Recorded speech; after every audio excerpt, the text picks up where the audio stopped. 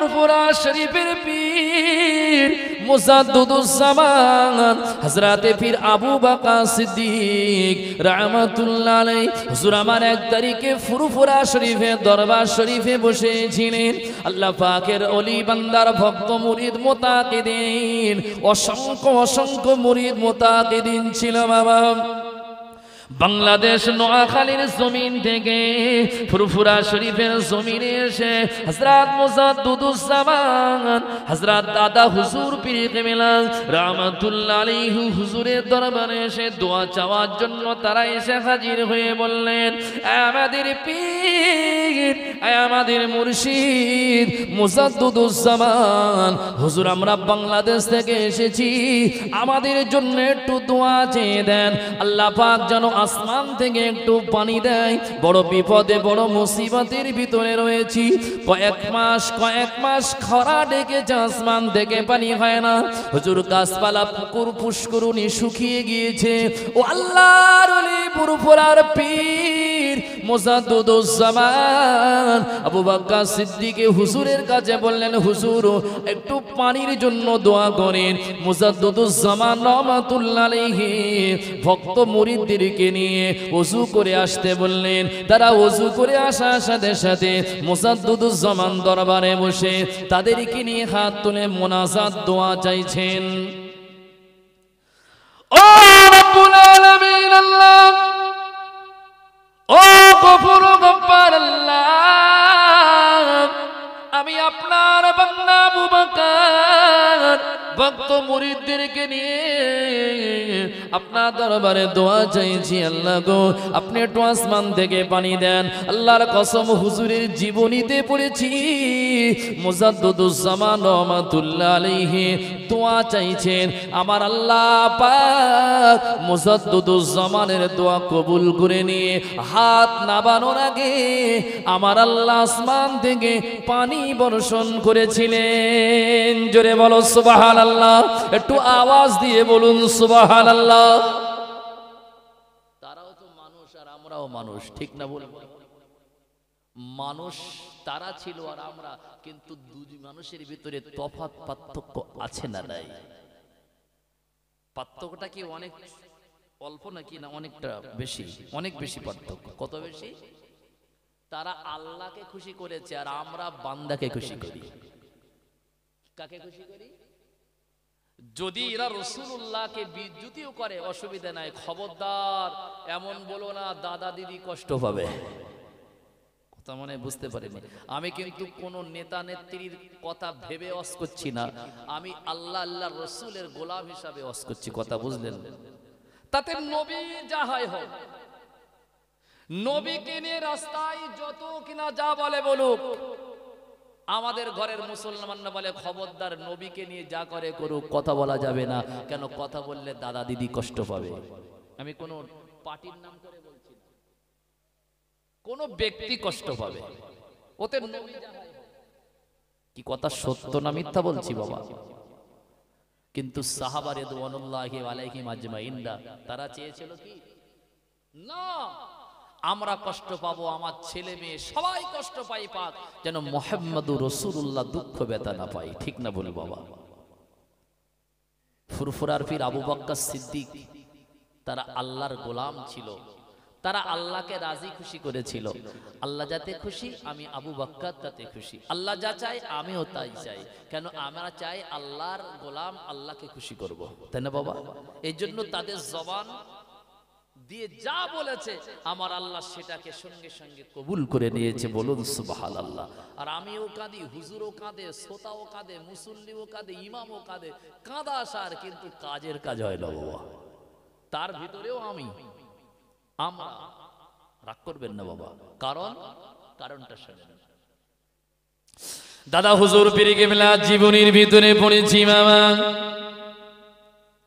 আল্লাহর ওলি মুজাদ্দুদুজ্জামান দাদা হুজুর পীর কিবলা হাত তুলে দোয়া চাইছিলেন। হুজুরের জীবনের ভিতরে লেখা রয়েছে আল্লাহ পাক রব্বুল আলামিন সঙ্গে সঙ্গে আসমানে কালো মেঘ নাজিল করে দিল, কালো মেঘ আকাশটা ঘিরে গেল। দাদা হুজুর রহমাতুল্লাহ আলাইহি হাত নামাতে না নামাতে আসমান থেকে আমার আল্লাহ দাদা হুজুরের হাত তুলে পানি চাওয়ার পানি চাওয়ার দোয়া চাওয়ার সাথে সাথে আমার আল্লাহ আবু বকর সিদ্দিকের দোয়া কবুল করে নিয়ে আল্লাহ পাক আসমান থেকে পানি বর্ষণ করেছিল। বলুন সুবহানাল্লাহ।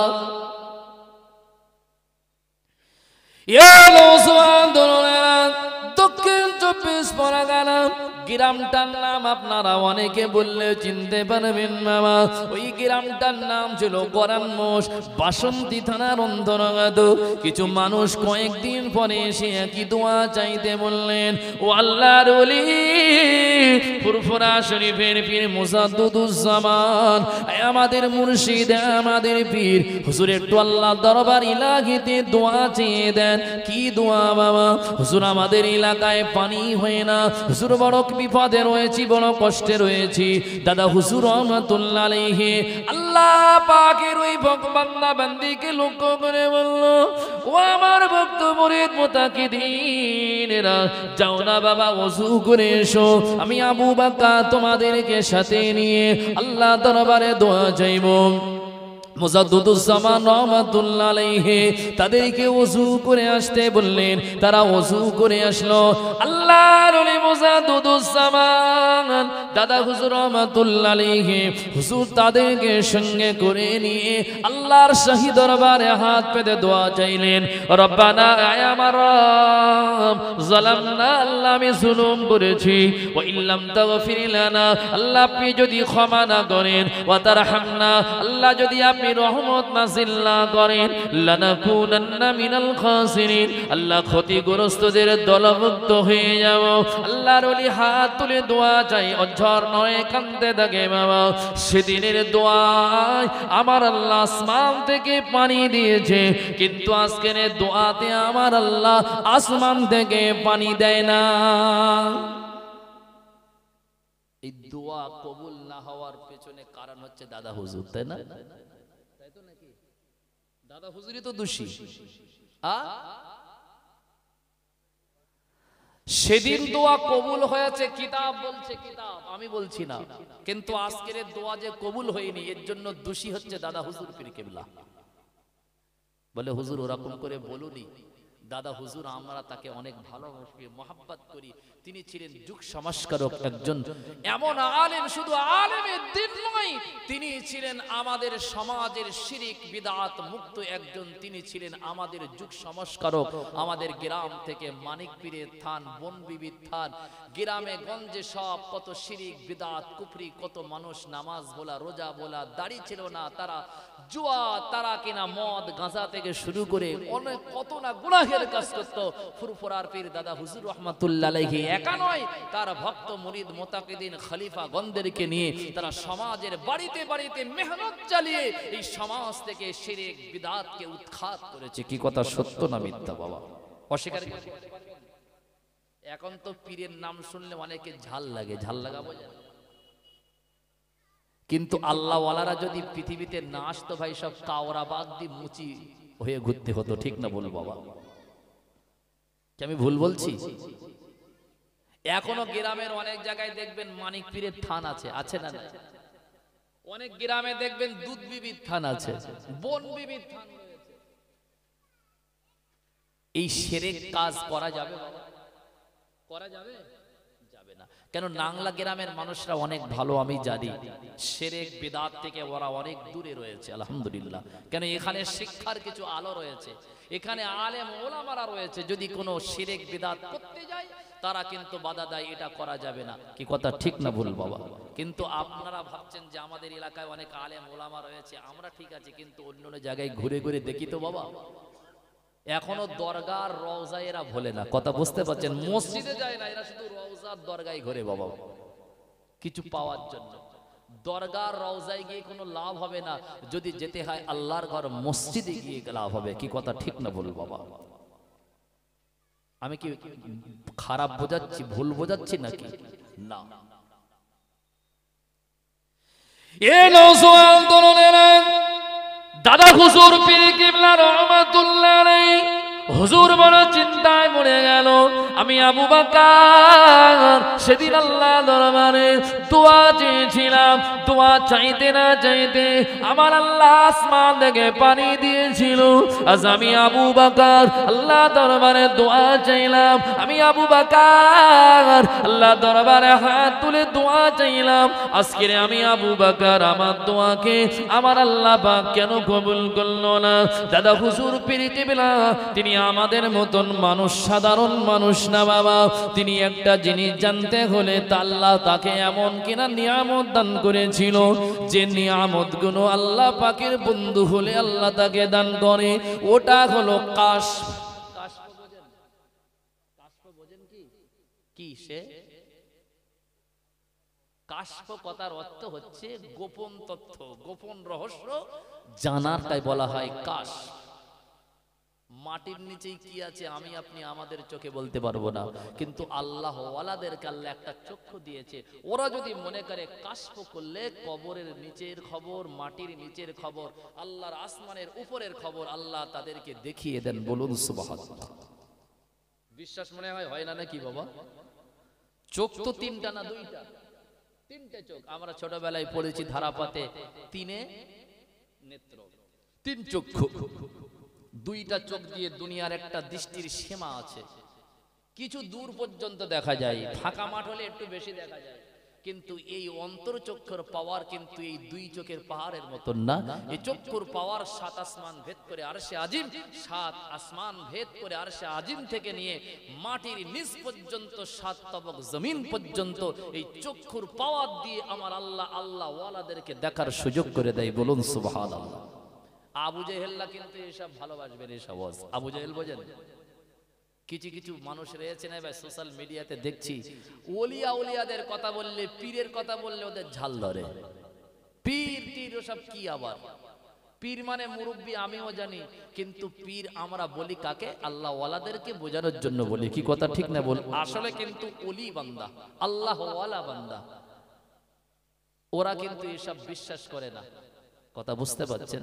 ওরা আসলে জানে না যে মুসলমান হয়ে টুপি মাথায় দিয়ে যে আমি ঘুরছি, এই অবদান আমার বাপের না, আমার মায়ের না, এই অবদান হচ্ছে আমার আল্লাহ ওয়ালা বান্দাদের। এই অবদান হচ্ছে ফুরফুরা পীর আবু বকর, এই অবদান হচ্ছে খাজা মঈনুদ্দিন চিশতি রহমাতুল্লাহ আলাইহি। তিনি যদি ভারতবর্ষের জমিনে না আসতো, এই ভারতবর্ষে হয়তো ইসলাম পৌঁছাতো, হয়তো কিন্তু অনেক দেরিতে পৌঁছাতো। কি কথা ঠিক না বল বাবা?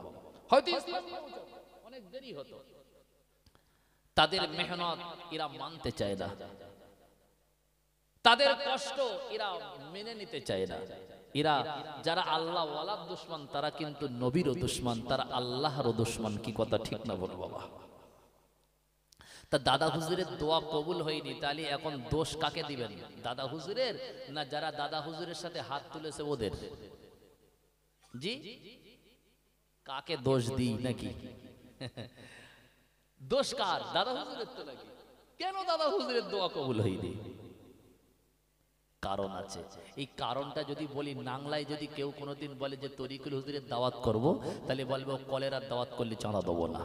এখন চিন্তা ভাবনা করে দেখেন, বলবো না বাদ দেবো? কিন্তু এরকম ভাষায় বলবে যে কলেরার কে দাওয়াত করেছে। ঠিক এই ভাষাটা এরকম, আপনারা না বললে মা বোনেরা বলবে। চাচা নামাজ পড়েন, আল্লাহর কসম কিছু হবে না বাপ। রোজা রেখে না ভাই কিচ্ছু লাভ হবে না। হজ করেও কিন্তু কোনো লাভ হবে না বাবা। তসবির দানা টিপে টিপে পাতলা করে কিন্তু কোনো লাভ হবে না যদি স্বচ্ছ ঈমান না থাকে। কি কথা ঠিকটা বল বাবা? আল্লাহর কাছে দুটো জিনিস বড় প্রিয়, একটা হচ্ছে শিরিক বিদআত মুক্ত, এই বিদআত মুক্ত আমল, আর শিরিক মুক্ত ঈমান। কি বললাম? শিরিক মুক্ত ঈমান, বিদআত মুক্ত আমল। আমলে যদি বিদআত থাকে তাহলে আমল আল্লাহর কাছে গ্রহণযোগ্য না, আর ঈমানে যদি শিরিকের গন্ধ ঢুকে যায় তাহলে ও ঈমান কিন্তু আল্লাহর কাছে কোনো দাম নাই। কথা বুঝছেন বাবা?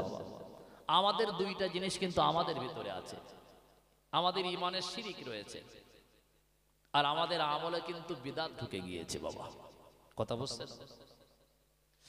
ভাইরা বাবা জিরা, নওজোয়ান তরুণেরা, আমি কেন বলতে যাচ্ছি আপনারা হয়তো বুঝতে পারছেন না। আজ দুনিয়ার সব মুসলমানরা কাঁদছে, হাউমাউ করে কাঁদছে, কিন্তু এই কান্নায় কিন্তু আমার আল্লাহ পাকের সাহায্য আসে না রে।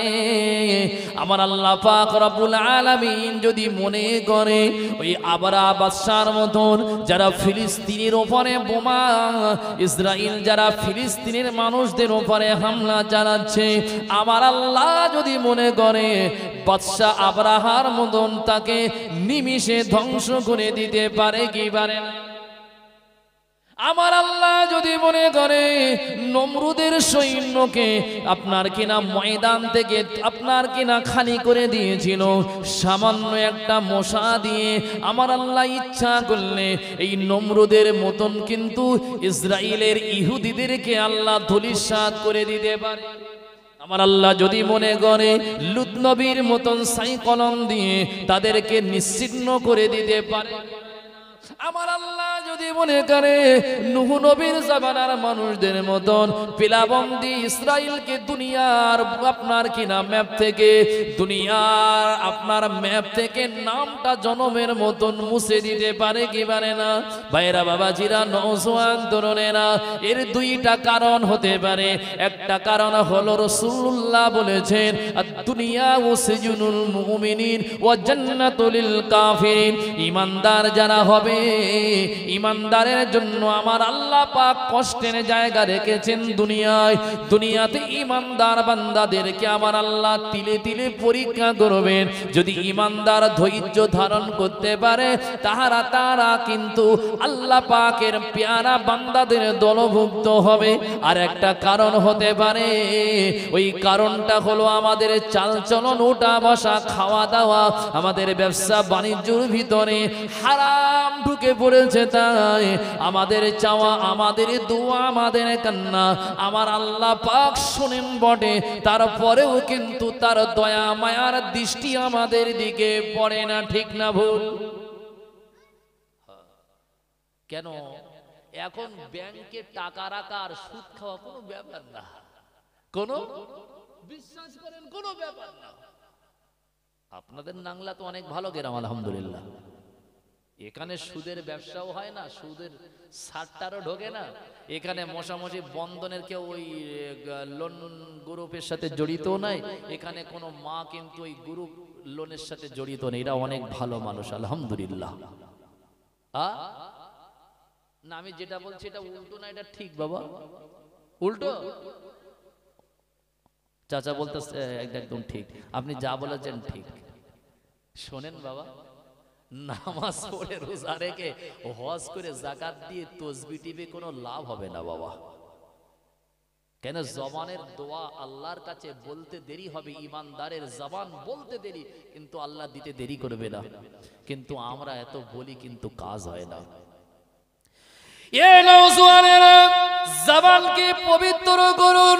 জবানকে আপনি পবিত্র করলে আল্লাহকে যেটা বলবেন আমার আল্লাহ পাক রব্বুল আলামিন আপনার জবানের কথাকে কবুল করবে। বাবা একটি কথা আমি আপনাদেরকে বলি, সাদ বিন আবি ওয়াক্কাস রাদিয়াল্লাহু তাআলা আনহু যেদিন কিনা আল্লাহ নবী সাদ বিন আবি ওয়াক্কাসকে ডেকে বলেছিল, ও সাদ বিন আবি ওয়াক্কাস, আমি রাসূলুল্লাহ তোমাকে দ্বীনের দাওয়াত দেওয়ার জন্য, দিন প্রচারের জন্য আমি তোমাকে পাঠাবো দায়িত্ব দিয়ে। আপনার কিনা ওই কিনা আপনার কিনা তোমাকে যেতে হবে এখন দ্বীনের দাওয়াত নিয়ে আফ্রিকার জমিনে। সাদ বিন আবি ওয়াক্কাস দাঁড়িয়ে গিয়েছে, সাইয়্যিদিনা ইয়া রাসূলুল্লাহ আপনি আমাকে আদেশ দিন, আদেশ দিন। তাদের জবানের কত দাম দেখেন। আল্লাহর বান্দা ভুল বুঝবেন না, সাদ বিন আবি ওয়াক্কাস আল্লাহর নবী তাকে 10 জন সাহাবী 10 জন সাথী দিয়ে বানিয়ে দিয়ে বললেন, ওরে সাদ, আমি রাসূলুল্লাহ তোমাকে আদেশ দিচ্ছি, তুমি এই কিনা আপনার কিনা আফ্রিকার জঙ্গল পার হয়ে কালেমার দাওয়াত, দ্বীনের দাওয়াতটা নিয়ে তুমি চলে যাও। সাদ বিন আবি ওয়াক্কাস কি করলো? 10 জন সাথীকে নিয়ে 10টা ঘোড়া নিয়ে ঘোড়ার পেটে সওয়ার হয়ে সাদ বিন আবি ওয়াক্কাস রাদিয়াল্লাহু তাআলা আনহু তিনি যাচ্ছেন বাবা ইরাকের জমিন পার হয়ে গিয়েছেন। ইরাকের জমিন পার হয়ে কিছু দূর যাওয়ার পরে বিশাল একটা নদী পড়েছে, যে নদীটা আমরা সকলে জানি দাজলা নদী। বিরাট নদী, এপার থেকে ওপারে যাবে কিন্তু যোগাযোগ নাই। নদী পার হতে গেলে তো নাই জাহাজ, নাই নৌকা, নাই কিছু, লাগবে কি লাগবে না? হ্যাঁ, ইমানদার না আল্লাহ তাদের ইমানদার যা বলে আল্লাহর দরবারে বলতে দেরি হয়, কিন্তু আল্লাহ কবুল করতে দেরি করে না। বাংলাদেশে একটা মাজার রয়েছে শাহজালাল ইয়ামিনী রহমাতুল্লাহ আলাইহি, নাম শুনেছেন? হযরতে শাহজালাল ইয়ামিন রহমাতুল্লাহ আলাইহি ইয়ামান দেশ থেকে তিনি এসেছেন ভারতবর্ষের উদ্দেশ্যে। ভারতবর্ষ থেকে তিনি পাড়ি দিয়ে তিনি বাংলাদেশে, এখন তার মাজার রয়েছে শাহজালাল রহমাতুল্লাহ আলাইহি। তিনি কলেমার দাওয়াত নিয়ে আসছিলেন। বিশাল সমুদ্র, বিশাল সমুদ্র, বিরাট সমুদ্র পড়ে গিয়েছে। এই বিরাট সাগর এপার থেকে ওপারে যাবে। শাহজালাল ইয়ামিন রহমাতুল্লাহ আলাইহি তার সাথী সঙ্গীরা বলছে হুজুর উপায়। শাহজালাল রহমাতুল্লাহ আলাইহি কত বড় ঈমানদার ছিল, বলছে বাবা কিসের ভয়? আমাদের সাথে তো আল্লাহ রয়েছে। কে আছে? কে আছে? আল্লাহ রয়েছে। যার সাথে আল্লাহ রাব্বুল আলামিন থাকে তার কিসের ভয়? কি কথা ঠিক না বল বাবা? কিসের ভয়? এই আল্লাহ পাকের বান্দা শাহজালাল রহমাতুল্লাহ আলাইহি, বিশ্বাস করবেন না, হয়তো আপনাদের বিশ্বাস হবে না, ইতিহাসে স্বর্ণ অক্ষরে লেখা রয়েছে বাবা, শাহজালাল রহমাতুল্লাহ আলাইহির জীবনী পড়েছি। হযরতে শাহজালাল রহমাতুল্লাহ আলাইহি নিজের ওন্নাটা ওই সাগরের উপরে বিছিয়ে দিল। নিজের এই গায়ের ওন্নাটা সাগরে পানির উপরে বিছিয়ে দিয়েছে। ভক্ত মুরিদরা বলছে এটা কি সম্ভব? কিন্তু তিনি তো আমাদের মতন সাধারণ নন, তিনি হচ্ছেন অসাধারণ মানুষ। আল্লাহ পাক রব্বুল আলামিনের প্রতি তার ভালোবাসা, বিশ্বাস রয়েছে। কি কথা ঠিক না বল বাবা? আল্লাহর বান্দা হযরত শাহজালাল রহমাতুল্লাহ আলাইহি যখন নিজের ওন্নাটা বিছিয়ে দিয়েছে পানির উপরে বাবা, ভক্ত যারা সাথী সঙ্গী ছিল ওরা তো অনেক ভয় পাচ্ছে। হযরতে শাহজালাল রহমাতুল্লাহ আলাইহি বললেন বাবারা, আমি তোমাদের পীর, আমি তোমাদের পীর, আমি তোমাদের উস্তাদ বলছি। ও বাবারা, এখন আমাদের কি বিরাট সমুদ্র পার হয়ে ওপারে যেতে হবে। আমি তোমাদের পীর, আমি তোমাদের মুর্শিদ বলছি বাবারা, আমার এই পাটি, আমার এই ওন্নার উপরে তোমরা দাঁড়িয়ে যাও। মানুষ যেমন নৌকার উপরে ওঠে পড়ে, তোমরা আমার এই পানির উপরে বিছিয়ে দেওয়া রোয়ালের উপরে পা দিয়ে উঠে দাঁড়াও। শুধু পীরের ঈমান মজবুত এমনটি না, মুরিদদেরও ঈমান কিন্তু মজবুত ছিল। কেন বলেন দিনি? আমাদের পীর যদি বলে আমরা বলতে মাথা খারাপ, তুমি যাও আমরা যাব না। কি কথা ঠিক? তারা জানতো আমাদের পীর সত্য, আল্লাহর দরবারে যা বলবে সেটা কাজ হবে। যখন এই গায়ের রুমালটা যখন শাহজালাল ইয়ামিন রহমাতুল্লাহ আলাইহি যখন সাগরের উপর ভাসিয়ে দিয়েছে, মুরিদদেরকে বলছে বাবারা উঠে পড়ো, যারা যারা যাবে ওঠো। সবাই তো উঠে পড়েছে। বিশ্বাস করুন, উঠতে দেরি। শাহজালাল বলছে টেনশন করবে না, আল্লাহ এই আমার রুমালটা, এই কাপড়টা আমাদের জন্য আপনার কিনা নৌকা বানিয়ে দিয়েছে। বলুন সুবহানাল্লাহ। বিশ্বাস করুন, ইতিহাসে আজও স্বর্ণ অক্ষরে লেখা রয়েছে শাহজালাল রহমাতুল্লাহ আলাইহির গায়ের এই কাপড়টা দরিয়ার উপরে বিছিয়ে দিয়েছে, এপার থেকে তার সাথী সঙ্গীদেরকে নিয়ে বিরাট সাগর পার হয়ে ওপারে চলে গিয়েছে কলেমার দাওয়াত দেওয়ার জন্য। বিশ্বাস করুন আল্লাহ তাবারক ওয়া তাআলা তাদেরকে মাঝ ওই সাগরের মাঝখানে তাদেরকে ডুবিয়ে মারেননি, কেননা তিনি ছিলেন ঈমানদার। আল্লাহকে যা বলেছে আল্লাহ রাব্বুল আলামিন তার কুদরতি ক্ষমতা শক্তি দিয়ে আল্লাহ ঈমানদারকে কিন্তু সাহায্য করেছে। বলুন সুবহানাল্লাহ। আমরা গিয়ে বলি তো দেখি হবে হবে কেন? আমাদের ঈমান আছে না গেছে? টেনশনে রয়েছে। কি কথা ঠিক না বলবো?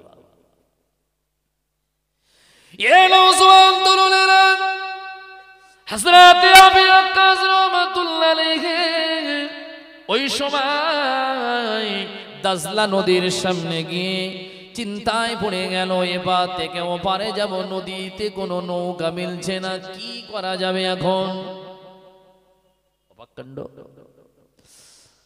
আল্লাহ পাকের বান্দা রাসূলুল্লাহর একজন নগণ্য গোলাম সাদ বিন আবি ওয়াক্কাস রাদিয়াল্লাহু আনহু তখন দাজলা নদীতে পানির ওপারে সজোরে আঘাত করে বলল, এ দাজলা নদী, তোর যে আল্লাহ সৃষ্টি করেছেন, আমাকেও সেই আল্লাহ সৃষ্টি করেছেন, আমি আল্লাহর বান্দা, তুইও তো আল্লাহর সৃষ্টি, সাগর সরে রেখে দে।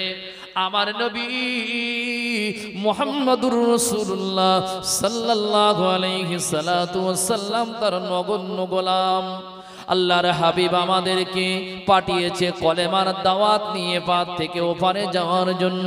ওরে দাজলা নদী স্মরণ রেখে দে, খবরদার নবীর গোলামদের সাথে বেয়াদবি করবি না। বলুন সুবহানাল্লাহ। মানুষ যদি কথা বলে পানি কোনোদিন, নদী কোনোদিন শোনে রে বাবা? শোনে? হ্যাঁ, যদি আপনি খাঁটি মুমিন ঈমানদার হন, আল্লাহ আপনার জবানের কথাগুলোকে কিন্তু আমার আল্লাহ তাবারক ওয়া তাআলা বলতে দেরি, কিন্তু কবুল করতে দেরি করবে না। কিন্তু সেই জবান তো তৈরি করতে হবে নাকি বাবা? হ্যাঁ। এই আল্লাহর বান্দা সাদ বিন আবি ওয়াক্কাস রাদিয়াল্লাহু তাআলা আনহু দাজলা নদীর পাশে গিয়ে বলছে, ও দাজলা নদী স্থির হয়ে যা, ও দাজলা নদী স্থির হয়ে যা। এখন এই 10 জন রাসূলুল্লাহর গোলাম আমি তাদেরকে সাথে করে নিয়ে ঘোড়া চালাবো তোর উপর দিয়ে। খবরদার, নবী মুহাম্মদুর রাসূলুল্লাহর নগণ্য 10টি সাহাবী আমরা রয়েছি, আমাদের সাথে যেন বিয়াদবি করবি না। আমাদের সাথে বিয়াদবি করবি না। আমরা নবীর সাহাবী, নবীর আদেশে যাচ্ছি, তুই পানি স্থির হয়ে যা, বিয়াদবি করবি না। বিশ্বাস করুন হযরত সাদ বিন আবি ওয়াক্কাস রাদিয়াল্লাহু তাআলা আনহু নবীর জলিলুল কদর সাহাবী একজন। তাদের ঈমান কত মজবুত বাবা, ঈমান কত দামি, ঈমানের পাওয়ার কত বাবা, কেমন ঈমান তাদের ছিল। সাদ বিন আবি ওয়াক্কাস রাদিয়াল্লাহু তাআলা আনহু 10 জন সঙ্গীকে নিয়ে ঘোড়ার উপরে সওয়ার হয়েছে বাবা। সাদ বিন আবি ওয়াক্কাসের ঈমান আর সাহাবাদের ঈমান দেখেন। সাদ বিন আবি ওয়াক্কাস বললেন, আল্লাহ পাকের নবী আমাকে দায়িত্ব দিয়ে পাঠিয়েছেন, সর্বপ্রথমে আমি সাদ বিন আবি ওয়াক্কাস দাজলা নদীর পার থেকে ওপারে ঘোড়া চালিয়ে পার হয়ে যাব পানির উপর দিয়ে। তোমরা আমার পিছে পিছে পিছে পিছে আসবে। আল্লাহর কসম বাবা, ইতিহাসে স্বর্ণ অক্ষরে আজও লেখা রয়েছে, এপার থেকে ওপারে সাহাবী হযরত সাদ বিন আবি ওয়াক্কাস 10 জন সাথীকে নিয়ে ঘোড়া চালিয়ে বাবা এপার থেকে ওপারে চলে যায়। আল্লাহর কসম 10টি ঘোড়ার খুরে একটু পরিমাণ পানি দেখতে পাইনি। বলুন সুবহানাল্লাহ। একটু আওয়াজ দিয়ে বলো সুবহানাল্লাহ। সেই ঈমানদার এখন খুঁজে পাওয়া যাবে? পাওয়া যাবে বাবা? দুরূদ শরীফ আল্লাহুম্মা সাল্লি আলা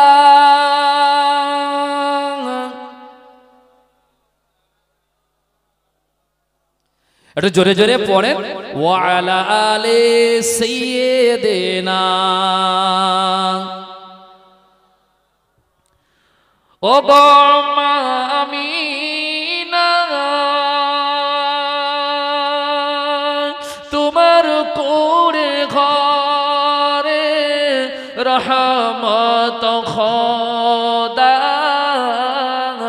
পড়ে ঝরে ঝরে। ও গো মা আমিনা, তোমার কোরে ঘরে রহমত খোদা পড়ে ঝরে ঝরে। যার নামে দরুদ পড়িলেন খোদা, ফেরেশতা সকলে রূপে তারিফিদা। বনের পাখি গাইছে গান বড়ই মধুর সুরে, রহমত খোদার পড়ে ঝরে ঝরে। ও গো মা আমিনা, তোমার কোরে ঘরে রহমত খোদার পড়ে ঝরে ঝরে। আল্লাহুম্মা সাল্লি আলা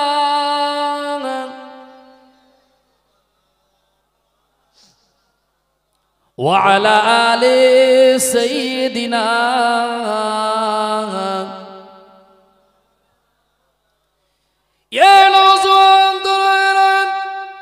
আল্লাহ নবীর জলিলুর দুজন সাহাবা রিজওয়ানুল্লাহি আলাইহি আজমাইন গলেন, বিরাট দাসলা নদী ঘোড়া চালিয়ে এপার থেকে ওপারে পৌঁছে গিয়েছে। সন্ধ্যা নেমে এসেছে বাবা, বিরাট আফ্রিকার জঙ্গল, হিংস্র প্রাণীরা জঙ্গলে বসবাস করে। সাদ বিন আবি ওয়াক্কাস রাদিয়াল্লাহু তাআলা আনহু ওই জঙ্গলের ভিতরে গিয়ে জঙ্গলের হিংস্র প্রাণীদের লক্ষ্য করে বলে, ও আল্লাহর সৃষ্টি জীব জঙ্গলের হিংস্র প্রাণীরা, আমি রাসূলুল্লাহর সাহাবী, আমি আকাশ 10 জন সাথীকে নিয়ে তোর ভিতরে এসেছি রে।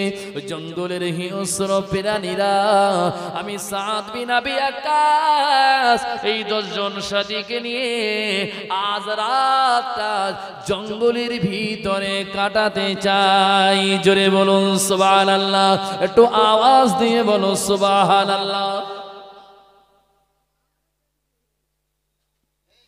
আল্লাহর বান্দা হযরত সাদ বিন আবি ওয়াক্কাস রাদিয়াল্লাহু তাআলা আনহু হুজুর আমার কিতাবে স্বর্ণ করে আজ লেখা রয়েছে বাবা, আফ্রিকার বিরাট জঙ্গল, জঙ্গলের ভিতরে আওয়াজ দিয়ে বলেছিল, এই জঙ্গলের বাক্সি হিংস্র প্রাণীরা শুনে রেখে দে, নবীর আমি একজন নগণ্য গোলাম এসেছি, আজ রাতটা তোর ভিতরে থাকতে চাই। ও জঙ্গলের হিংস্র প্রাণীরা, আমি রাসূলুল্লাহর সাহাবী বলছি, ডিস্টার্ব করবি না, ঘুমের যেন ব্যাঘাত না হয়, আমরা মুসাফির, নবীজি আমাদের পাঠিয়েছে, খবরদার যেন বেয়াদবি করবি না।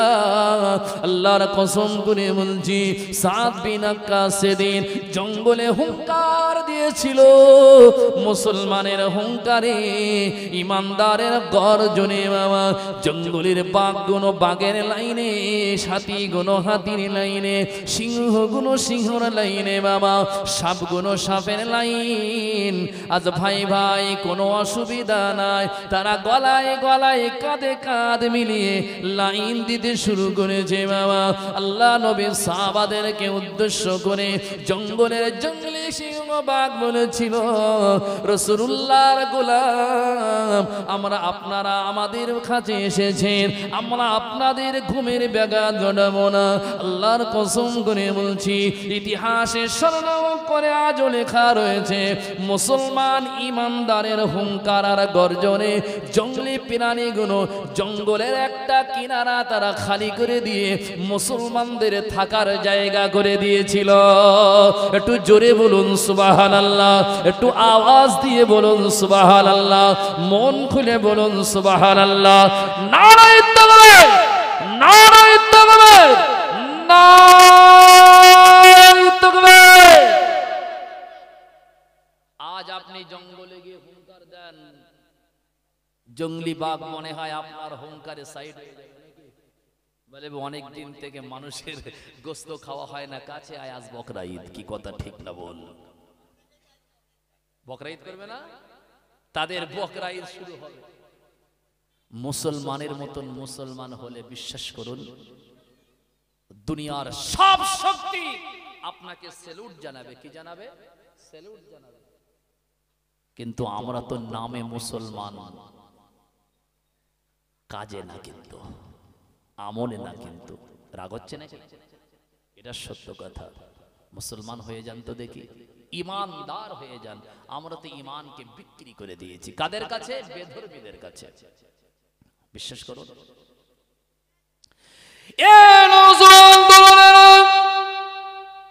আল্লাহর কসম করে বলছি, খাত্তাব বিন উমার রাদিয়াল্লাহু তাআলা আনহু কেমন মুসলমান শুনলে অবাক হয়ে যাবেন মামা। হযরত উমর রাদিয়াল্লাহু আনহুর জীবদ্দশাতে একদিন মদিনার জমিনের মাটিটা থরথর করে কাঁপছিল, ভূমিকম্প শুরু হয়ে গিয়েছিল মামা। ভূমিকম্প, তুমুল ভূমিকম্প শুরু হয়েছে, গোটা মদিনা কাঁপে, মদিনার মাটিগুলো কাঁপতে শুরু করেছে মামা। হযরত খাত্তাব ওমর রাদিয়াল্লাহু আনহু দাঁড়িয়ে রয়েছেন, নিজের পাকে ধরে রাখতে পারছেন না, স্থির হয়ে দাঁড়াতে পারছিলেন না মামা। আল্লাহ নবীর সাহাবী দ্বিতীয় খলিফা উমর রাদিয়াল্লাহু আনহু ওই সময় হুঙ্কার দিয়ে মদিনার মাটিতে আঘাত করে বলেছিল, ওরে মদিনার মাটি রে, এই মদিনার মাটি, তোর কি একটু শরম নাই? তোর কি একটু লজ্জা নাই? তোর কি একটু শরম হয় না? তোর কি একটু লজ্জা হয় না রে? তোর কোলেতে মুহাম্মাদুর রাসূলুল্লাহ সাল্লাল্লাহু আলাইহি ওয়াসাল্লাম, আল্লাহর হাবিব দো জাহানের বাদশা শুয়ে রয়েছে, যাকে সৃষ্টি না করলে মাটি তোকে সৃষ্টি করত না, যাকে সৃষ্টি না করলে আসমান তোকে সৃষ্টি করত না, যাকে সৃষ্টি না করলে আমার আল্লাহ দুনিয়াতে কিছুকে বানাতেন না। ওই মুহাম্মাদুর রাসূলুল্লাহ তো আজ মদিনার মাটি তোর বুকে শুয়ে রয়েছে। এই মদিনার মাটি, তোর কি একটু লজ্জা শরম নাই? মুহাম্মাদুর রাসূলুল্লাহর সাথে বেয়াদবি করি, কথা বুঝছেন? তোর কি শরম লাগে না? আমার দো জাহানের নবীর সাথে বেয়াদবি করছিস? এই মাটি, আমি ওমর বলছি দাঁড়িয়ে যা, আমি ওমর তোকে বলছি দাঁড়িয়ে যা, একটুও কাঁপাকাঁপি করবি না। আমরা বললে মনে হয় মাটি থেমে যাবে নাকি? থামবে না, বরঞ্চ ভূমিকম্প বেড়ে যাবে, তাই না বাবা? আল্লাহ বলবে দাঁড়া। দাঁড়াবো তখন যতক্ষণ এই মুসলমান গুণকে দুনিয়া থেকে মিটিয়ে না দিতে পারবো, ঠিক না বলে না? আমি মাটি ততক্ষণ দাঁড়াবো না। কেন? আল্লাহ জমিনে চলাফেরা করি, কত না নাফরমানি করি, কি কথা ঠিক না বল বাবা? এই জমিনে কত আমরা নাফরমানি করি। এই জমিন তো পবিত্র, পবিত্র ভূমিকে আমরা নাপাক করে ফেলি, কি কথা ঠিক না বল? এখন তো জিনা ফুলদমে চলছে। জিনা বোঝেন তো? বেবিচার বোঝেন তো? জিনা বেবিচার দুনিয়াতে যেভাবে চলছে বাবা, মনে হয় রাসূলুল্লাহর ভবিষ্যৎবাণী খুব কাছাকাছি কিয়ামত। এখন বউ তোমার হতে পারে, সব তোমাকে দিতে হবে, কিন্তু আমরা যে দেশে বাস করি, দেশের যারা আইন যারা আইন পাস করে, বিল পাস করে, বিলটা কি জানেন? পরকীয়া কোনো ব্যাপার না। পরকীয়া আপনি যদি মামলা করেন, আপনি যদি কোর্টে যদি মামলা করেন আপনার বিবির বিপক্ষে, যে আমার বিবি আমার খায়, আমার পরে আমার নেয়, আমি তার স্বামী, ও আমার বিবি, কিন্তু আমার ঘরে থাকে না, পরকীয়া, বলছে ওটা কোনো ব্যাপার না, ভারতবাসী হিসাবে তোমাকে একটু মেনে নিতে হবে। লূত নবীকে আল্লাহ কিন্তু এমনি সমূলে ধ্বংস করিনি বাবা, তাই না বাবা? লূত নবীর জামানায় সমকামিতা বোঝেন? সমকামিতা আপনারা বোঝেন? পুরুষে পুরুষে জিনা করতো, নাউজুবিল্লাহ। পুরুষে পুরুষে জিনার কাজ করতো, যেটাকে বলা হয় সমকামিতা। এখন আমাদের বিল পাস হয়েছে হিন্দুস্তানের মাটিতে, সমকামিতা কোনো ব্যাপারই না। কেউ যদি থাকতে চাই, মেয়ে ছেলে যদি বিবাহ বন্ধনে আবদ্ধ হয়ে সমকামিতায় লিপ্ত হতে চায়, এটা কোনো অবৈধ কাজ না, বরঞ্চ এটা ভালো কাজ। নাউজুবিল্লাহ কালকেরে বলবেন, বিশ্বাস করুন, আপনি অবাক হয়ে যাবেন। বিবি আপনার, আপনি ভাবছেন, কিন্তু যদি লোকের হাত ধরে রাস্তা দিয়ে চলে যায়, আপনি তার নামে মামলা করলে কিন্তু মামলা আপনার পক্ষে না, আপনার বিপক্ষে কাজ করবে। বলবে ও তো আপনার স্বাধীনতা দেওয়া হয়েছে, ও তো পরাধীন, তোমার কাছে বিক্রি হয়ে যায়নি, বরঞ্চ ওর জিন্দেগি কোনটা ভালো কোনটা মন্দ সে কি করবে এ তুমি বলার কে? তুমি স্বামী হয়েছো, স্বামী, ও যদি মন চাই তোমাকে ত্যাগ করে তোমার খাবে, তুমি যদি তাকে আবার খোরপোশ না দাও, তোমার নামে মানহানি, তোমার নামে মামলা করা হবে, তোমাকে টাকা গুনতে হবে, আর পরের ঘরে গিয়ে বউ হিসেবে কাজ করবে, তোমাকে কিন্তু জীবন যাপন কিন্তু সারা জীবন কিন্তু কষ্টের ভিতরে করতে হবে। কথা বুঝছেন বাবা? কোর্টে কেস করেও কিন্তু কোনো ফায়দা পাবেন না। তার লূত নবীর মতন গজব মনে হয় আর বেশি বাকি নাই, আল্লাহ ভালো জানে। তবে মনে হচ্ছে বাবা, দুনিয়ার যা অবস্থা আর দুনিয়ার যা কানুন চলছে বর্তমান, আর বর্তমান বেঈমান সরকার যেভাবে পাস করছে বিলগুলো, না জানি কিয়ামত কিন্তু আমাদের খুব দূরের গোড়ায়, আমাদের খুব কাছাকাছি, না জানি কোন দিন এসে খট করে আওয়াজ দিয়ে দেবে। কি কথা ঠিক না ভুল বাবা? দুনিয়া ভালোর দিকে না খারাপের দিকে? জিনা এত পরিমাণ বেড়ে গিয়েছে।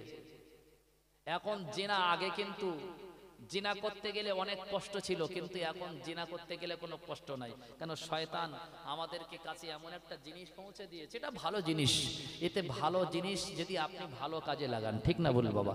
কিন্তু এই যে ভালোর থেকে যে কতটা খারাপ আপনি বুঝতে পারছেন না, যে কতটা খারাপ জিনিস।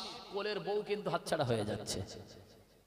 মেয়েকে অনেক কষ্ট করে, মেহনত করে, জীবনে অনেক কষ্ট করে, আপনার জীবনের সব রোজগার গুলোকে যার জন্য ব্যয় করে আপনি আপনার মেয়েকে বড় করেছেন, ও থানায় গিয়ে বলবে আমি একে চাই, বাপকে চিনি না। নাউজুবিল্লাহ বলবেন না? কষ্ট হয় কি হয় না? কারণ এইটাই হচ্ছে কারণ। আগে ছিল কিন্তু কম। আগে একটা মেয়ের কাছে চিঠি দিতে হলে অনেক কষ্ট হতো, হতো কি? এখন তো চিঠি আর দিতে হয় না বাবা। চিঠি এখন লাগে না, হ্যালো বললে তো বাপ শুনতে পাবে। রাতের বেলা হোয়াটসঅ্যাপে যা, আর মেসেজ গিয়ে, আর মেসেঞ্জারে গিয়ে যে লেখালেখি হবে বাবা, ও কেউ জানতে পারবে না। কি কথা ঠিক না বল বাবা? দুনিয়া কিন্তু খুব খারাপের দিকে, বিশ্বাস করুন। না জানি কবে কিয়ামত আমাদের কাছে ইমাম মেহেদী আলাইহিস সালাতু ওয়াস সালামের আগমন হয়ে যায়। কি কথা ঠিক না বল? বড় বড় ইসলামিক স্কলার্স, যারা ইসলামিক গবেষক, যারা ইসলাম নিয়ে বেশি চর্চা করে, যারা কোরআন হাদিস নিয়ে গবেষণা করে, তারা বলছে আগামী কয়েক বছরের ভিতরে মনে হয় ইমাম মেহেদী আলাইহিস সালাতু ওয়াস সালামের আবির্ভাব ঘটে যাবে। কথা বুঝতে পারছেন বাবা? দুনিয়ার অবস্থা তো খুব খারাপ। ইমাম সাহেব তার বাক শক্তিকে, দুনিয়ার এই গ্রামের এই এলাকার জনগণ কিন্তু তার বাক শক্তিকে কেড়ে দিয়েছে। সে মেম্বারে মেহরাবে দাঁড়িয়ে কিন্তু হক কথাটা বলবে ইমাম ভালো না। কি কথা ঠিক না বল বাবা? আপনি যদি এই কোরআনে কারীমের মাহফিলে বসে যদি হক কথাটা মানুষের কাছে পেশ করেন, বলবে হুজুরের দাওয়াত করেছে কে? বলবে কি বলবে না? হক কথা কিন্তু মানুষের এখন আর ভালো লাগবে না বাবা। সত্য কথা মানুষের কাছে পছন্দ না বাবা। হাসি ঠাট্টা, এটা সেটা, ইয়ারকি তামাশা আর নাটকের মতন যদি অভিনয় করে কিছু বলে যেতে পারে, বলবে এর থেকে বড় হুজুর আর দুনিয়ায় কেউ জন্ম নেই। কি কথা ঠিক না বল বাবা? দুনিয়া খুব খারাপ। হয়তো আপনি ভাবছেন আমি ঠিক আছি, কিন্তু না, আপনি ভাবলে হবে না, দুনিয়ার দিকে তাকান। হয়তো আপনার ফ্যামিলি ঠিক রেখেছেন, আপনি গার্জেন অনেক ভালো তাই, কিন্তু অন্য পাশের ঘরটার দিকে একবার খেয়াল করে দেখেন। অবাক কাণ্ড বাবা।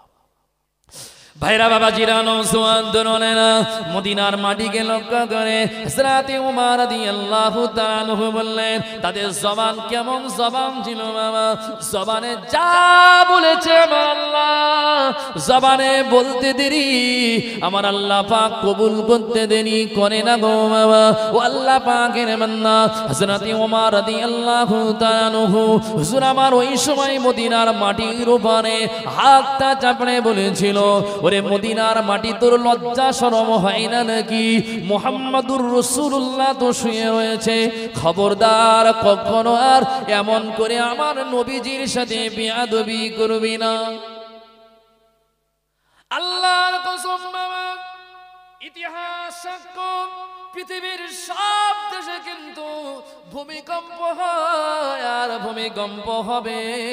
আল্লাহর কসম করে বলছি, আজও কিন্তু ওমর যেদিন থেকে মদিনার মাটিকে মানা করেছিল, খবরদার মদিনার মাটি তুমি কাঁপাকাঁপি করবে না, নবীর সাথে বেয়াদবি করবে না, ওই দিন থেকে নিয়ে আজও পর্যন্ত পৃথিবীর সব জায়গায় ভূমিকম্প হলেও মদিনার মাটিতে ভূমিকম্প আজও হয়নি, হবে না। বলুন সুবহানাল্লাহ, একটু আওয়াজ দিয়ে বলো সুবহানাল্লাহ। ইমানদারের পাওয়ার আছে না নাই? আমাদেরও তো পাওয়ার আছে নাকি?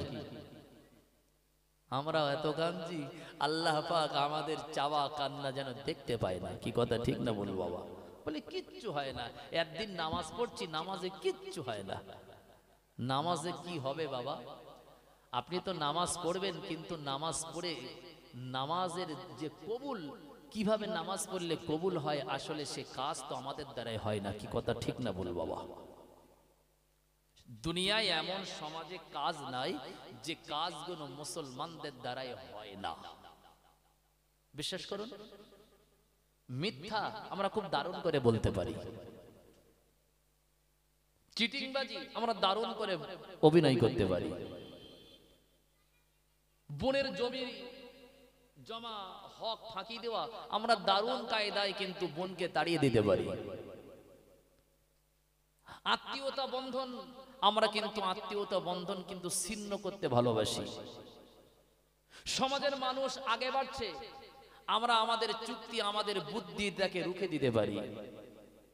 একটা মানুষ ভালো মানুষ, তার এমন করে সমাজে কলুষিত করি, সমাজে এমন তার প্রতি আচার আচরণ করি, সে কষ্ট পায়। তার মানে যে কাজগুলো শয়তান করতে সাহস পায় না, আল্লাহর কসম মুসলমানরা সেই কাজগুলো করিয়ে শয়তানকেও দেখিয়ে দেয়, বলে দেখ তোর থেকে অন্ত আমরা অনেক আগে। কি কথা ঠিক না বল বাবা? আর সুদের কথা বললে তো এখন সব ধরা পড়ে যাব। সুদ সুদ কোনো ব্যাপার না, কোনো ব্যাপার না। মেয়ে হয়েছে বলে ব্যাংকে কি কর, ব্যাংকে কি করে দেয় ওই ফিস না কি বলে, আপনাদের দিকে হয়তো করে না, বলে কোনো টেনশন, 10,000 টাকা ফিস করে দেবো, 18 বছর মেয়ে বিয়ে হবে, 3 ডবল 4 ডবল 5 ডবল 2 লাখ টাকা হলে মেয়ে বিয়ে দিতে পার, কষ্ট হয় নাকি? ওই ছেলে আপনার যে মেয়ের টাকা ফিস করে যে মেয়েকে বিয়ে দিয়েছেন, ওর গর্ভ থেকে যে সন্তান হবে, বিশ্বাস করেন ও যে হাফেজে কোরআন আর আলেম হবে, এ কিন্তু আশা করবেন না। কথা বুঝতে পারছেন? যদিও বা ওর কোল থেকে ওর গর্ভ থেকে যে বাচ্চাগুলো হবে, এটা আশা করা যেতে পারে নিশ্চয়ই কারণ না হয় ফিরাউন, না হয় আবু জেহেল, না হয় আবু লাহাব, না হয় তো ঈমানের দুশমন, ঈমান ইসলামের সে কিন্তু দুশমন হবে। এটা আপনাকে মানতেই হবে বাবা। এই গ্রাম থেকে আমরা সবাই আশা করি ভালো সন্তানের পিতা হব, কিন্তু ভালো সন্তান হওয়ার থেকে নিজে ভালো হলেই কিন্তু ভালো সন্তানের পিতা হওয়া যায়। কি কথা ঠিক না বলো বাবা? আগে নিজে ভালো হন। খাজা গরিবে নওয়াজ মাইনুদ্দিন চিশতি রহমাতুল্লাহ আলাইহি 1 তারিখে তার আম্মা জান দাঁড়িয়ে রয়েছে মামা হযরতে খাজা মুঈনুদ্দিন চিশতি আজমিরি রহমাতুল্লাহ আলাইহি। হুজুর দাঁড়িয়ে মা জননীর মুখে দিকে ফিরে ফিরে, আম্মা জানের মুখে দিকে ফিরে ফিরে হযরতে খাজা বাবা মুঈনুদ্দিন চিশতি হুজুর আমার মুস্কে মুস্কে হাসছেন মামা। আল্লাহর ওলির বান্দার আম্মা খাজা হুজুরের মা তখন মুঈনুদ্দিনের মুখে ধীরে ফিরে তাকিয়ে বলে, বাবা মুঈনুদ্দিন, ও বাবা মুঈনুদ্দিন, তুমি এমন করে আমার দিকে তাকিয়ে হাসো কেন? হযরতে খাজা মুঈনুদ্দিন বলেছিল, ও আমার আম্মা, ও আমার আম্মা জান, আমি মুঈনুদ্দিন আপনার দিকে ফিরে জন্য তাকিয়ে হাসি। আম্মা জান, আল্লাহ পাক রব্বুল আলামিনের কাছে আমি শুকরিয়া আদায় করে বলছি, মাগো মা, যখন কলেমার দাওয়াত যখন কাফিরকে দি, তোমার মুঈনুদ্দিনের জবানের কলেমার দাওয়াতটা যখন কাফেরের কাছে শুনিয়ে দি, আল্লাহর কসম মা, আমি মুঈনুদ্দিন কলেমার দাওয়াত দেওয়ার সাথে সাথে ওই মানুষটা ঈমানের কালাম কলেমা পড়ে মুঈনুদ্দিনের হাতে মুসলমান হয়ে যায়। বলুন সুবহানাল্লাহ, একটু আওয়াজ দিয়ে বলুন সুবহানাল্লাহ। যাকে কলেমার দাওয়াত দেয় সে কলেমার দাওয়াত গ্রহণ করে নেয়। আল্লাহর ওলির আম্মা খাজা মুঈনুদ্দিনের আম্মা জান বলেছিল, ও বাবা মুঈনুদ্দিন, তুমি যে মানুষের কাছে কলেমার দাওয়াত দাও, তুমি যে মানুষের কাছে ঈমানের দাওয়াত দাও, তাওহীদের দাওয়াত দাও বাবা। ও বাবা মুঈনুদ্দিন, শুনে রেখে দে বাবা, তুই হয়তো ভাবছিস রে মুঈনুদ্দিন এটা আমার একটি কেরামতি। না না না না না না বাবা মুঈনুদ্দিন, তোর হাতে যত মানুষ কলেমা পড়ে মুসলমান হয়েছে, আগামী দিনে মুসলমান হবে, তোর জবানের কথা শুনে মানুষ সব ভুলে গিয়ে তোর কলেমা পড়ে নেয়। ও বাবা মুঈনুদ্দিন, কারামতি তোর না, এ কারামতি গুণ হচ্ছে তোর মা, আমি আমার কারামতি। বাবা মুঈনুদ্দিন, কারামতি তোর কিন্তু না। হযরতে মুঈনুদ্দিন হুজুর বলেছিল, ও আমার আম্মা জান, আম্মা জান, আমি তো মানুষের কাছে কলেমার দাওয়াত দিই, আমি তো মানুষের কাছে ঈমানের দাওয়াত দিই, মানুষ আমার কথা শুনে কলেমা পড়ে নেয়।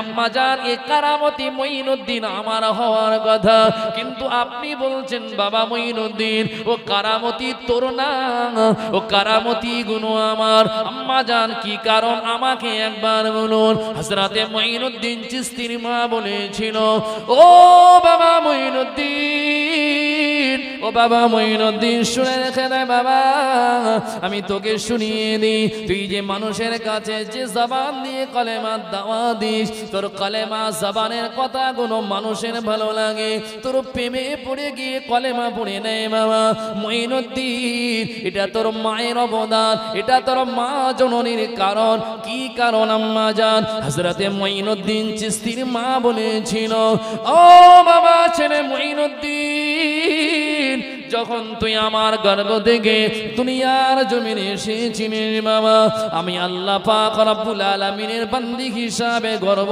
করছি বাবা। মুঈনুদ্দিন, তুই 2.5 বছর আমার স্তনের দুধ পান করেছিস বাবা।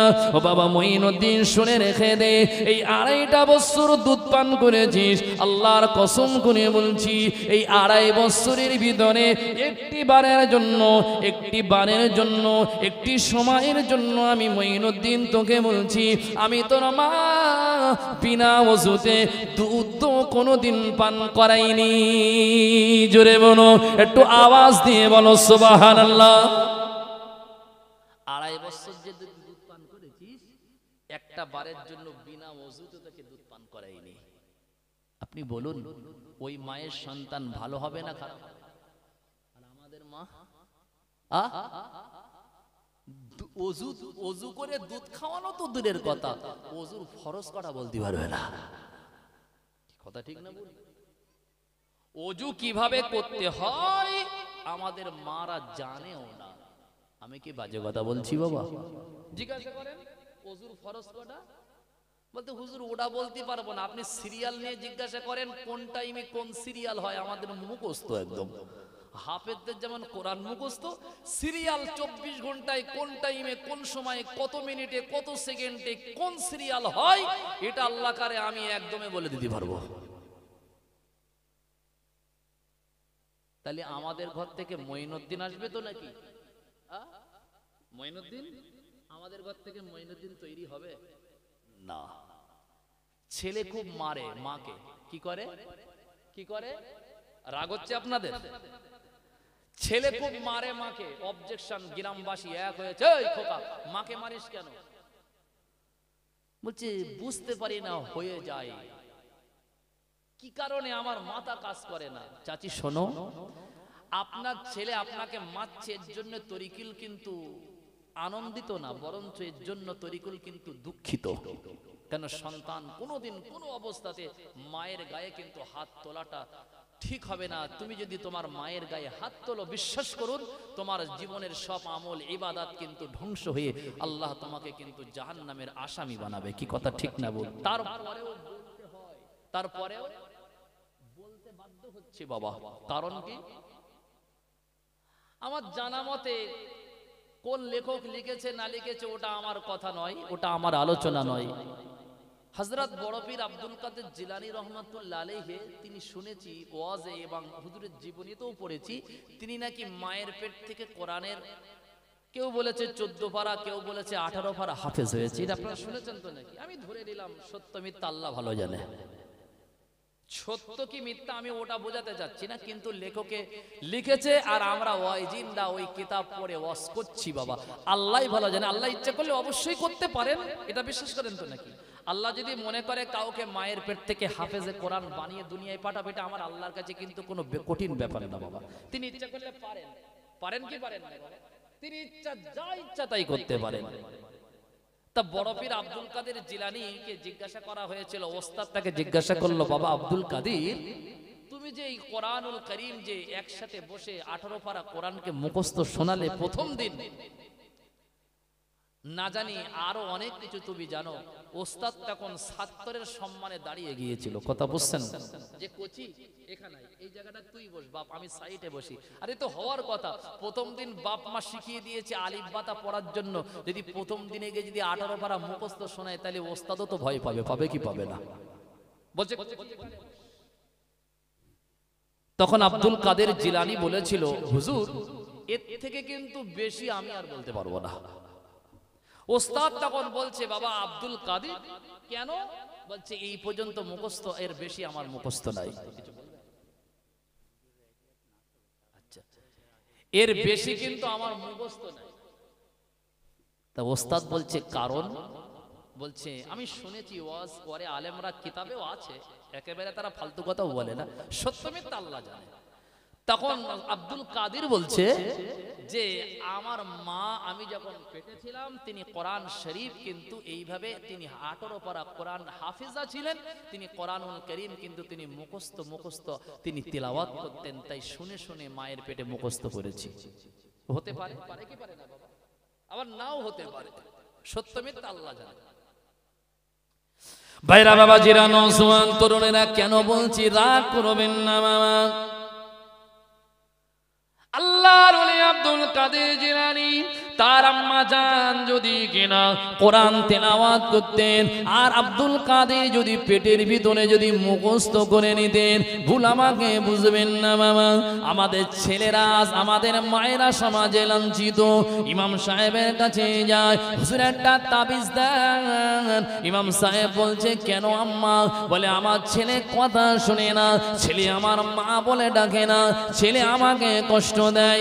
আমি আপনাদের কিন্তু যে কষ্ট দেয় বলে যে আমি আনন্দিত এটাও না বাবা, কিন্তু বোঝানোর জন্য বলছি চাচি গো, খালা গো, ও আমার মুরব্বিয়ানে গ্রামেরা, ও আমার আম্মা জানে না, এটা কিন্তু আপনার একটু জানার দরকার রয়েছে।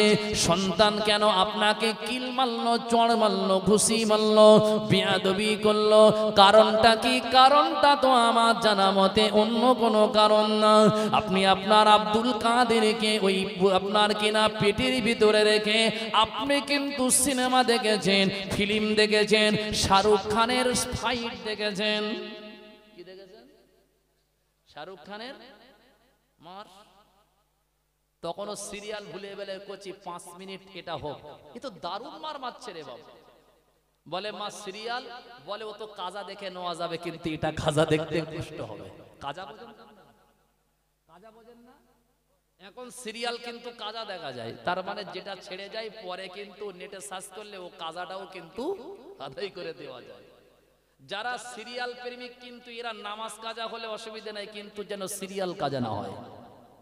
আছে না এ গ্রামে ওইসব টিভি এখন তো টিভির আর প্রয়োজন, এখন টিভি তো আর ওই ঘরের অ্যান্টেনা ঝোলাতে হয় না, এখন টিভি সব পকেটের ভিতরে এসে গেছে। কোথায় এসে গেছে? আগে নয় হুজুররা ফতোয়া দিত যে টিভি যে ঘরে রয়েছে ওই বাড়ি খাওয়া যাবে না, কিন্তু এখন কোন হুজুর ফতোয়া দেবে? যে হুজুর ফতোয়া দেবে সে হুজুর তো ধরা পড়ে যাবে, বলে হুজুর তোমার পকেটটাকে চেক করব। কি কথা ঠিক না ভুল? আগে তাকওয়া করতো, এই ওর ঘরে কি আছে।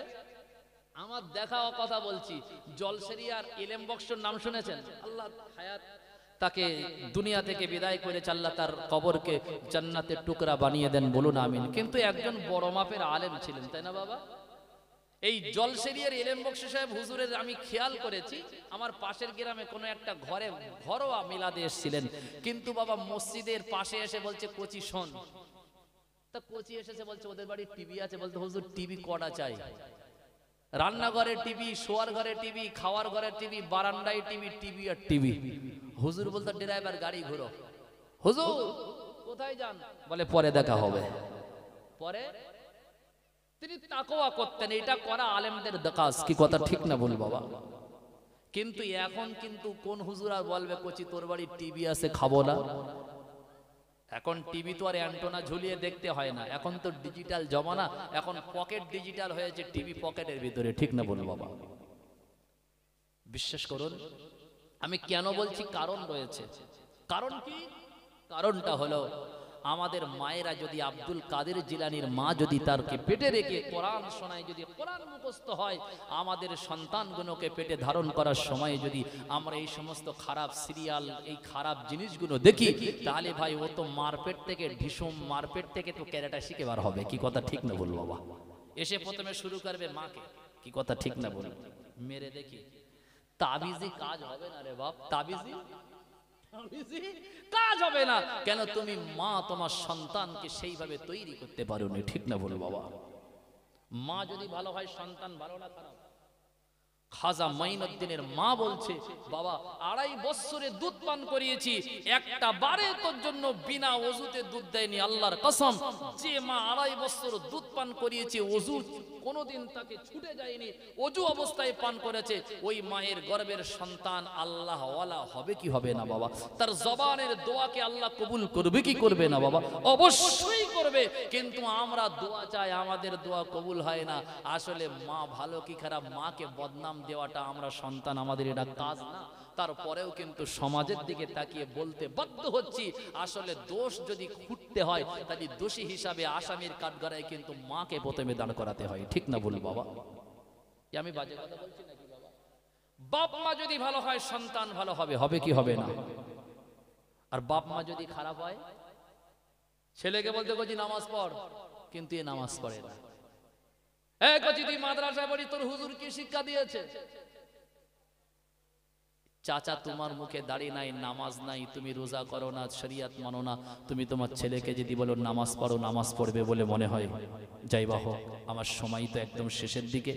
আমার ভাই হযরত সাইফুল্লাহ সাহেব তিনি আসবেন।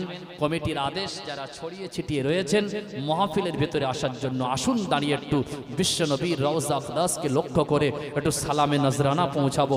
যারা ওই রাস্তায় দাঁড়িয়ে আছেন, আমি সবাইকে অনুরোধ করব রাসূলুল্লাহর মহব্বতে এসে সকলে এই সালাতু সালাম বিশ্বনবীর রওজা আকদাসে সালামে নজরানা আপনারা সকলেই শরীক হয়ে যাব। সকলেই দাঁড়িয়ে বলেন ইয়া নবী।